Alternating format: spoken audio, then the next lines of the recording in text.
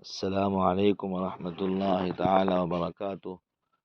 Number 1، اسلامی تاریخ 21 جمادی الاخری۔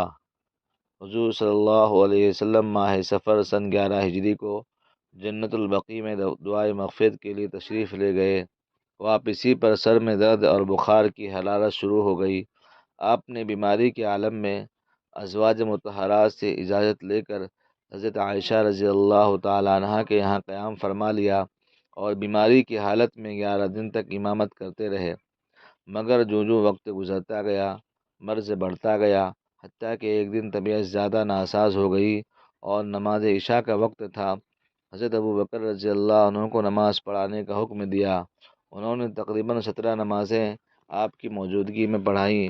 ایک دن طبیعت کچھ سنبھلی تو حضرت علی رضی اللہ عنہ اور حضرت عباس رضی اللہ عنہ کے سہارے ظہر کی نماز کے لیے تشریف لائے۔ حضرت ابوبکر رضی اللہ تعالیٰ نماز پڑھا رہے تھے، آہٹ پا کر وہ پیچھے ہٹنے لگے۔ آپ نے ہاتھ کے اشارے سے منع فرمایا اور خود ان کی بائیں طرف بیٹھ گئے۔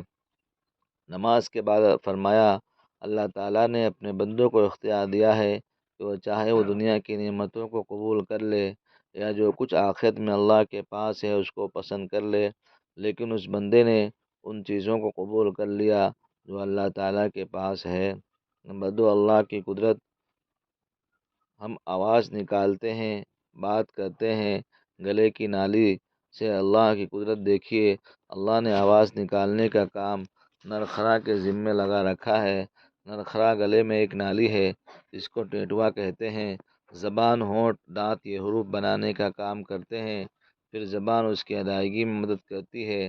نرخرے سے آواز نکلنے کی مختلف شکلیں ہوتی ہے، اس لیے آوازوں میں بھی تفاوت ہوتا ہے۔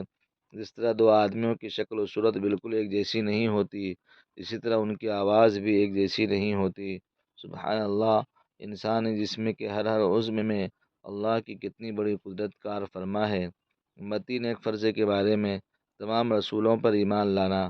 قرآن میں اللہ تعالیٰ فرماتا ہے، جو لوگ اللہ تعالیٰ پر ایمان رکھتے ہیں اور ان کے رسولوں پر بھی کسی میں فرق نہیں کرتے، ان لوگوں کو اللہ تعالیٰ ضرور ان کا ثواب دیں گے، اور اللہ تعالیٰ بڑی مغفرت والے ہیں، بڑی رحمت والے ہیں۔ فائدہ: اللہ تعالیٰ نے انسانوں کی ہدایت اور رہنمائی کے لیے جتنے بھی نبی اور رسول بھیجے ہیں ان سب پر ایمان لانا فرض ہے۔ نمبر 4، ایک سنت کے بارے میں قرآن کی تلاوت ٹھہر ٹھہر کر کرنا۔ حضرت ام سلمہ رضی اللہ تعالیٰ عنہ سے رسول اللہ صلی اللہ علیہ وسلم کی تلاوت کی کیفیت کے بارے میں پوچھا گیا تو انہوں نے ایک ایک کلمہ الگ الگ پڑھ کر بتایا۔ نمبر 5، ایک عمل کی فضیلت، اللہ کے خوف سے رونا۔ رسول اللہ صلی اللہ علیہ وسلم نے فرمایا، جس نے اللہ کو یاد کیا اور اس کے خوف سے آنکھیں بہہ پڑی یہاں تک کہ زمین پر اس کے آنسو گر پڑے تو قیامت کے دن اس کو عذاب نہیں دیا جائے گا۔ نمبر 6، گناہ کے بارے میں چند بڑے گناہ۔ رسول اللہ نے فرمایا، 4 شخص ایسے ہیں کہ اللہ تعالیٰ کو حق ہے کہ ان کو جنت میں داخل نہ کرے اور نہ اپنی نعمتوں کا مزہ چکھائیں۔ نمبر 1، شراب کا عادی۔ نمبر 2، نوحہ کے یتیم کا مال کھانے والا۔ نمبر 3، سود کھانے والا۔